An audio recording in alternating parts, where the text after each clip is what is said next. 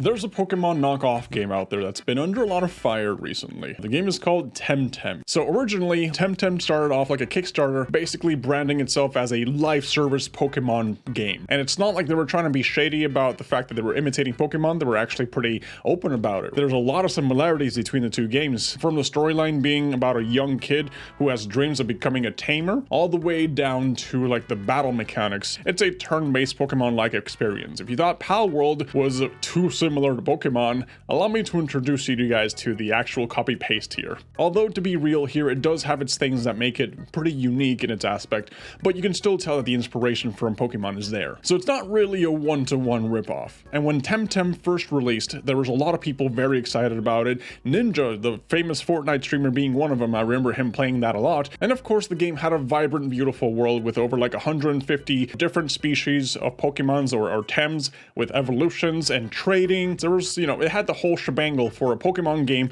that was a live service, MMO-like kind of game. But then after the game released, time started passing, the updates started coming in, and people started becoming really disappointed with the direction that the game was going, all thanks to some of these little creative choices that the developers had that they mentioned on the Kickstarter at first, but then when the game actually entered Steam and entered all the different consoles, they didn't really elaborate or mention those, small creative choices that would eventually shape the future of Temtem. So people that were going into the game saw the game and they were like, oh wow, it's a Pokemon MMORPG. I'm expecting this update, I'm expecting this and this. So naturally they were expecting more islands, more Tems to be released, and basically just diving into a continuously expanding universe. But in an open letter that the developers released recently, they went into like great detail explaining like, hey, we're sorry that the game wasn't what you guys expected, but this is the reason why. And going through the whole letter, I'll just point out the most important parts, but one of the main things that they mention is that, hey, this was never meant to be an MMO. It was supposed to be an MMO-lite, like a diet MMO, zero sugar MMO, but because that tag did not exist, because it's obviously they made it up, they were forced to brand themselves as an MMO. And well, that led to expectations from players that they had no intent on delivering. And honestly speaking, going through all this section and reading it, all I'm getting is we wanted to put MMO mechanics into our game, but we didn't want to keep expanding the game or implement MMO features, just have, a single player experience, but we're not an MMO. But we do have MMO practices like microtransactions, battle passes and stuff, but we're not an MMO. They had no intention ever of making new islands or new Tems. They wanted to keep adding new features to the game, but never really expand on it. So I can see why that confused a lot of people, honestly. So going over all the other important parts about this open letter, why didn't they add new islands and new Tems?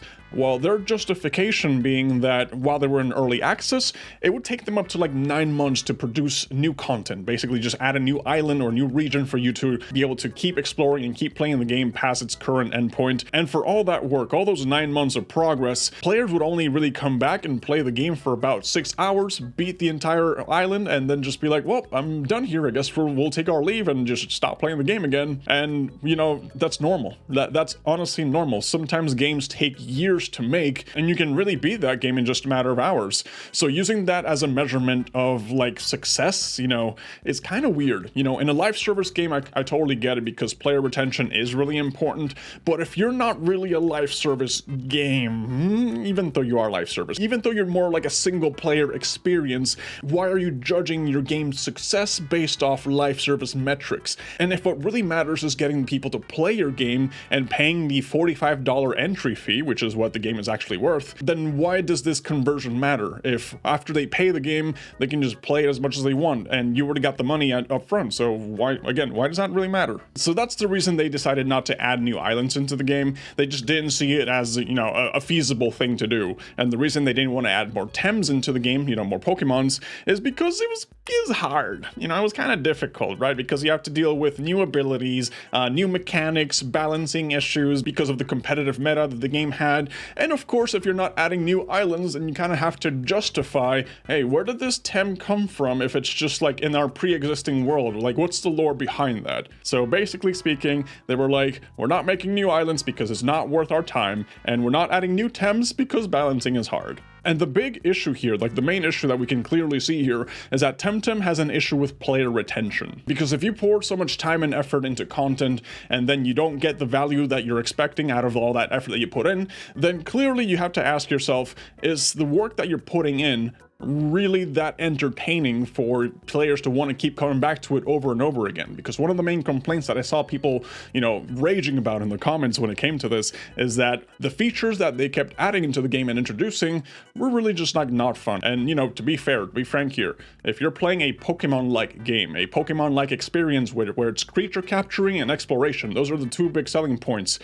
You want to have more creatures to capture and you want to have more regions to explore. So me looking at this post and looking at all these excuses and all these complaints really just doesn't sit right with me. It feels more like a post made out of rage and anger and frustration from developers versus, an actual understanding like, hey, we get you guys, don't worry, we know what's going on here. Something else that they mentioned in the post is the content that was promised in the Kickstarter. So apparently a lot of people are frustrated because yes, while they did implement a couple of things that they promised in the Kickstarter, there's a couple of things that are just not going to be able to enter the final build of the game.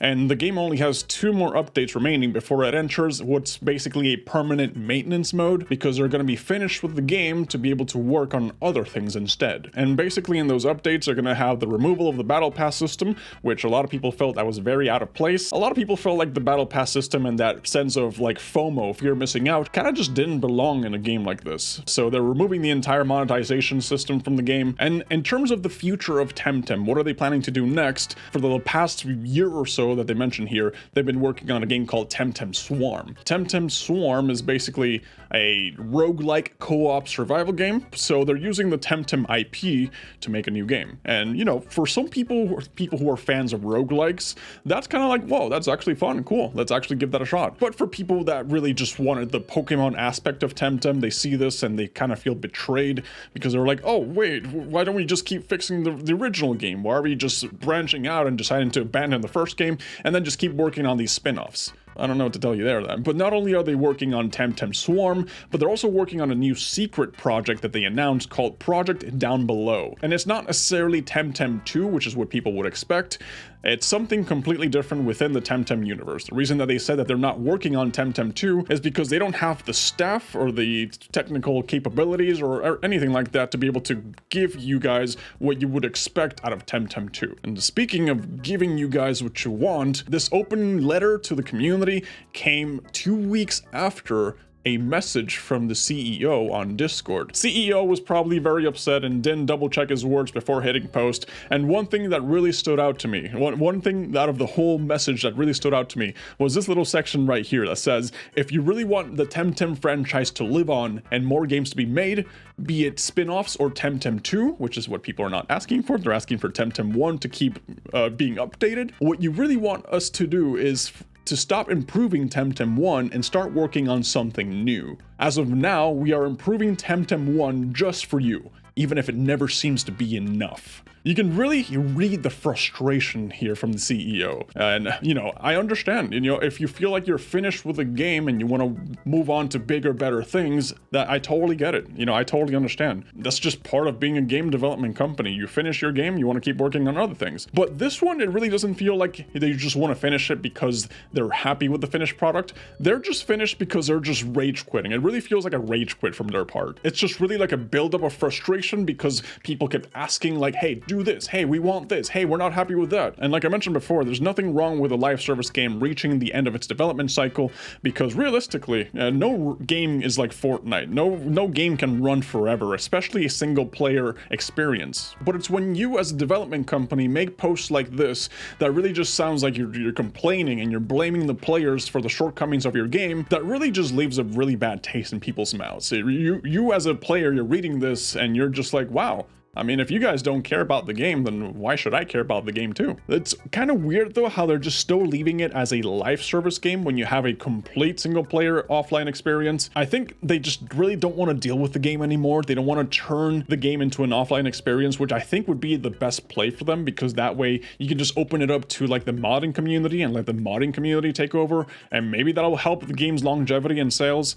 But honestly, the way this is all coming off really just feels like a rage quit. Like, hey, we just want to like not do anything with this game. We just want to abandon it and keep on working with something else. That's really how it feels. So yeah, I'm pretty interested in seeing you guys' perspective on the whole matter. Feel free to leave a comment, and yeah, thank you guys for watching, and I'll catch you on the next one.